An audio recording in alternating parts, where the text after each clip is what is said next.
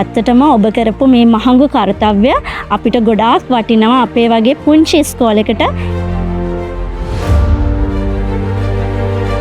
යහපත් පුරවැසියෙකු සමාජයට බිහි කරන්න මූලිකම අඩිතාලම වැටෙන පාසලෙන්.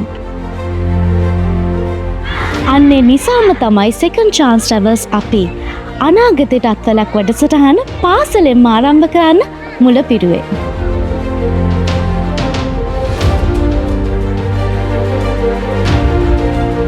සමහර දවස් තියෙනවා අපිට අමතක නොවන හදවතේ තදින්ම ලියවෙන අද ඒ වගේ දවසක්.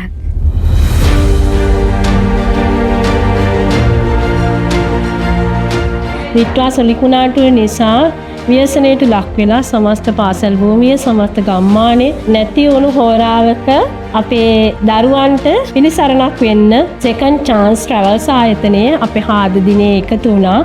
ඉතින් ඔබතුමන්ලා පාසල් දරුවන් වෙනුවෙන් කරන මේ මහඟු සත්කාරය බොහොම ගෞරවයෙන් ආදරයෙන් සිහිපත් කරනු ලබනවා.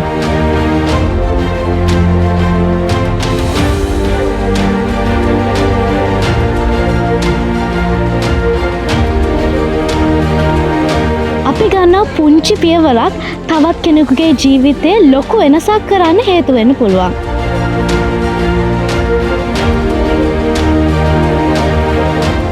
ඉතින් මේ පියවර තවත් ඉදිරියටම සිදු කිරීමට බලාපොරොත්තු වෙන අපි